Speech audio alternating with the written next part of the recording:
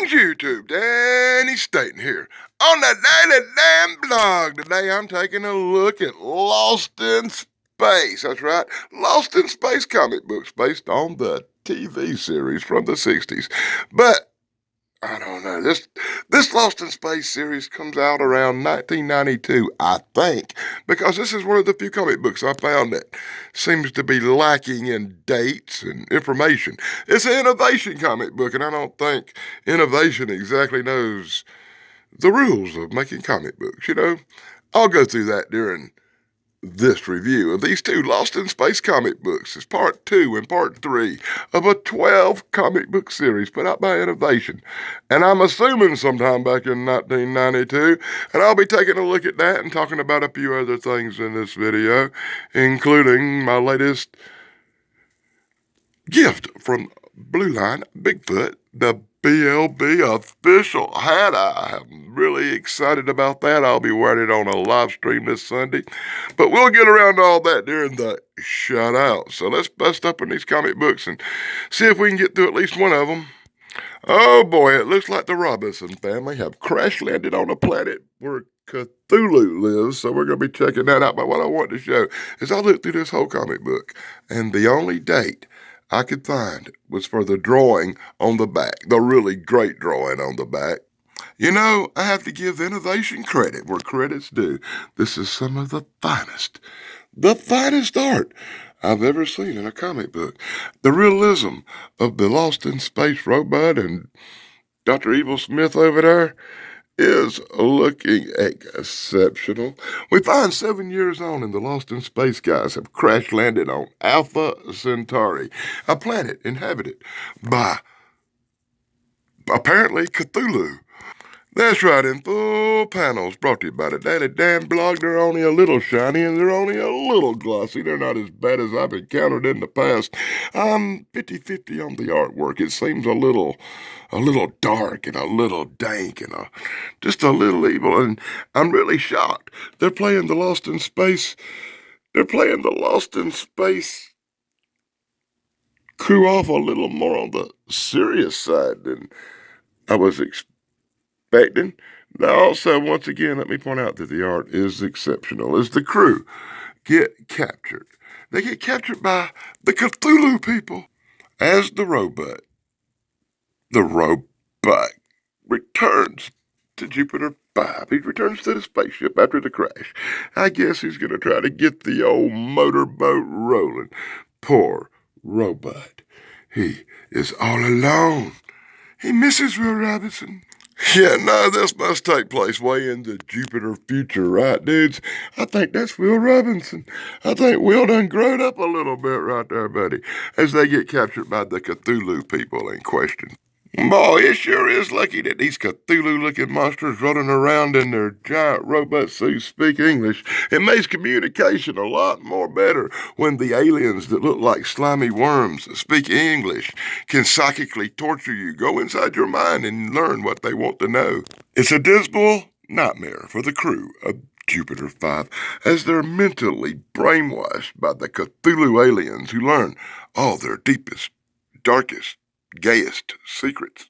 Meanwhile, the robot's still trying to crawl his raggedy, beat-down butt back to the Jupiter 5 to repair himself in the ship, makes a new friend. That's right. He met Froggy. The little monster creature buddy of his now. Oh boy. Because as if life wasn't irritating enough in this comic book, the robot needs a pet. That's right. The robot needs a little whatever in the blue hell that thing's supposed to be to help him get up the ramp into the ship. What a cool little monster. What a cool little buddy the robot has found. As torture goes on for the crew of the Jupiter 5, Dr. Smith, of course, tries to make friends with the monsters and tell them he can help them. As Dr. Who shows up and Dr. Who showed up, and Dr. Who begins questioning the monsters about what they're doing to the crew of Jupiter 5. I kid you not. He introduces himself as the doctor, and the guy says, Doctor Who.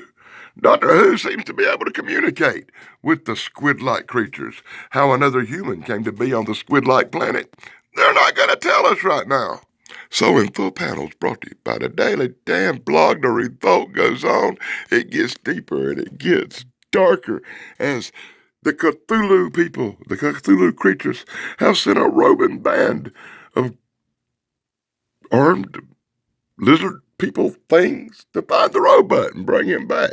They're tracking the robot through the desert. The little squilly creature thing is alerting the robot that the Cthulhus have arrived, but they're too late as the Cthulhus move in. The robot tries to put up a small force field, but it fails as he's empowered and attacked by the Cthulhu creatures. Danger, Will Robinson, danger, Will Robinson, danger, Will Robinson. The Cthulhu creatures are going to catch a real kaboomer on this one. They mess with the wrong robot right there. This robot's nickname was Burt Gummer. That's right. The robot exerts an incredible electrical charge. With a bow kaboom, the Cthulhians land in pieces. Pieces. Pieces they are, pieces. Meanwhile, the rest of the crew have been interrogated and are now being released? What? Oh my God, no, no, no. They're not being released. These creatures have the power to transport people anywhere, into any time, into any place. And with a rap, zap, zooey, zazing, suddenly 3 different sets of people, mom, dad, and the daughter are sent to one place. The kid and the other girl are sent somewhere else. And apparently, Dr. Smith is sent with Doctor Who. The doctors are together. I still can't figure out why Will Robinson looks so old in this comic book. That's just, it's disturbing. It's disturbing me.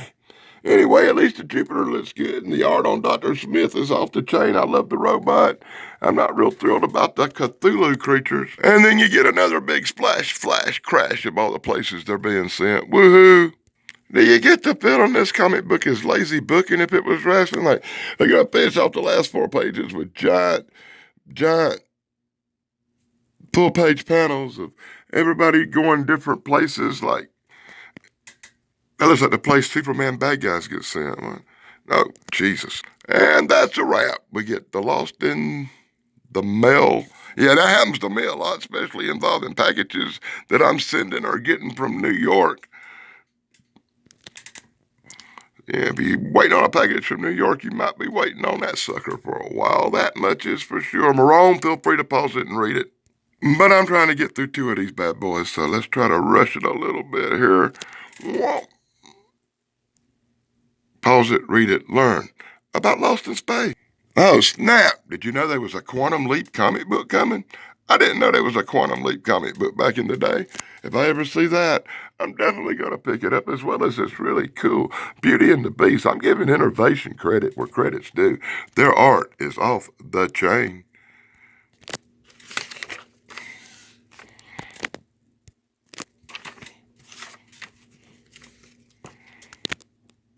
And some of the finest art I've ever seen on a comic book back cover in my entire life.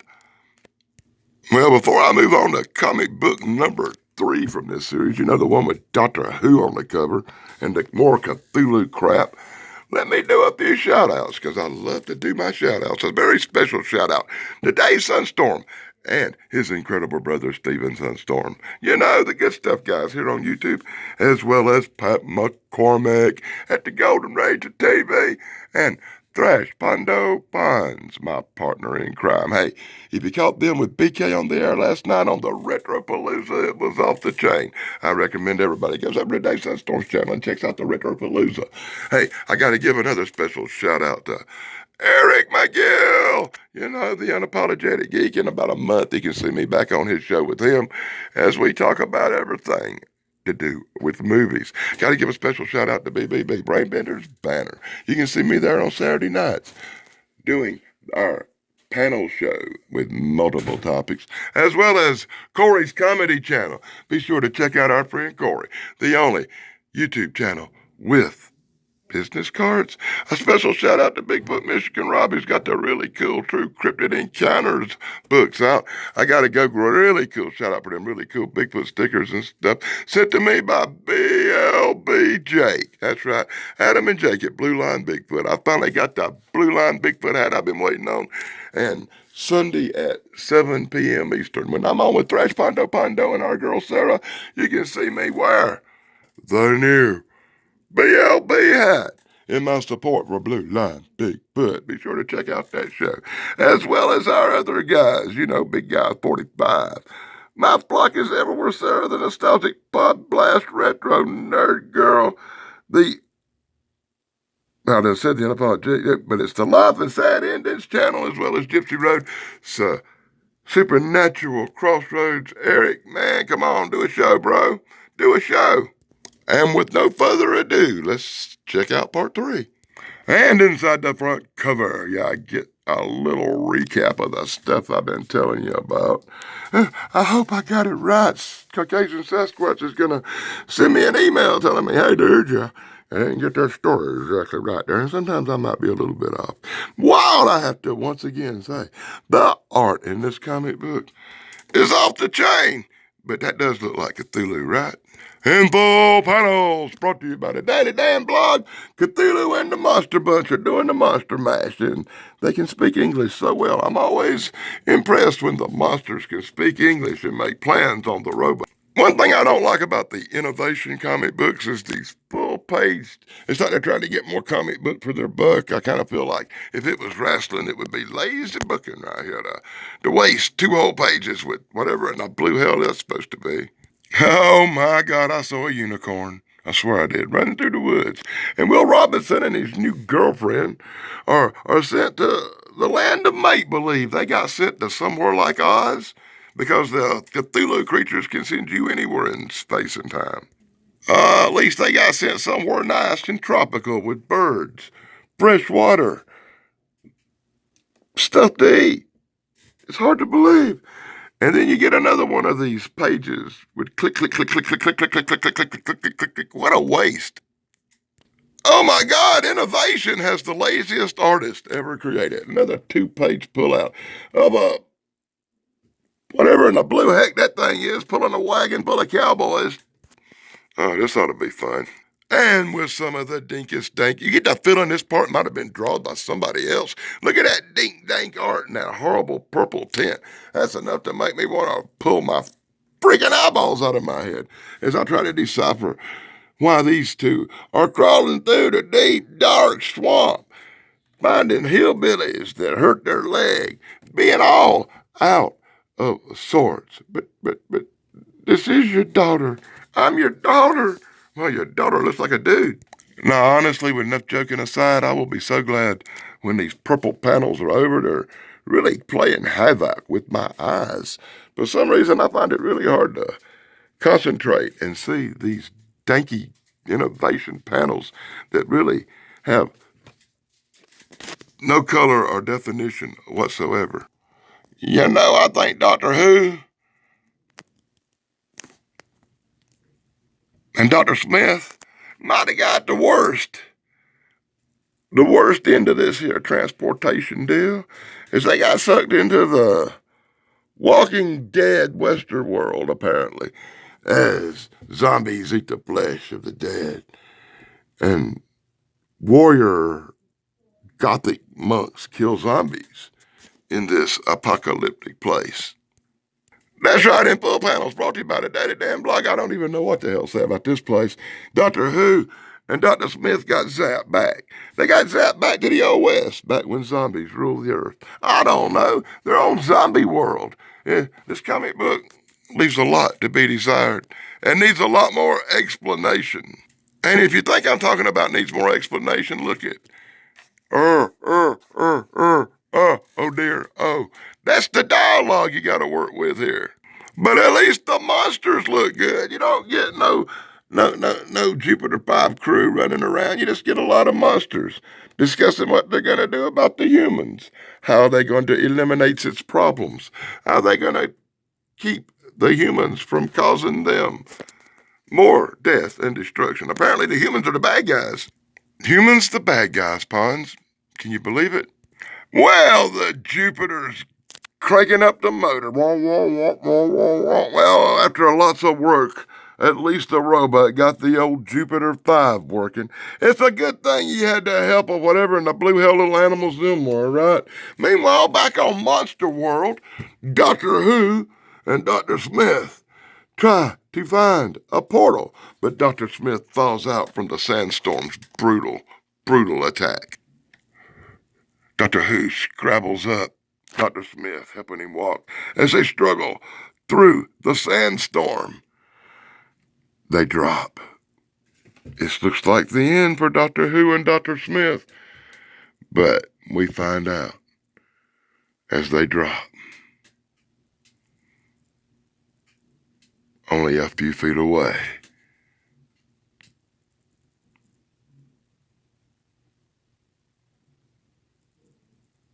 that they're in California. And, well, zombies, death, destruction, apocalypse. California. Guess that explains it. Right, Sarah? Oh.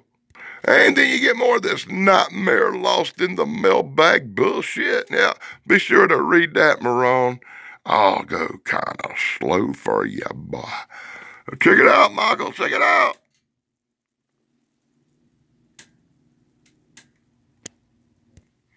What in the blue heck am I seeing over here? This will teach me to read them as I go.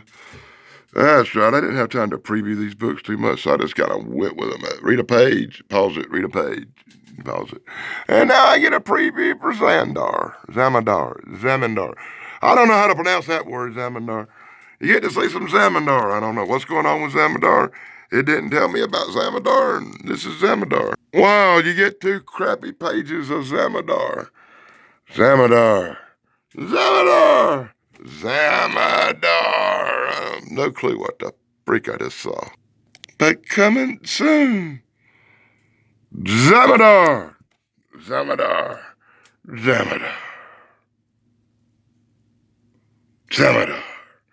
And some really cool Dr. Smith and robot art on the back cover of this Lost in Space comic book. From 1992, I'm assuming. Ah, shit, maybe 93. The only dates I found on these comic books were the 2 dates on the drawings on the back. That is the most annoying thing that ever existed in comic books. So that's my look at Lost in Space. Boys, to the bottom of the soul. A total piece of crap from Innovation Comic Books that come out sometime in the freaking 90s because they can't put dates on their comic books. Let me know what you think about this rehashed Lost in Space crap in the comments below, and I'll be back with another comic book review next week. Till next time, Danny Staten on the Daddy Dan blog. Blog over, dudes. Thank God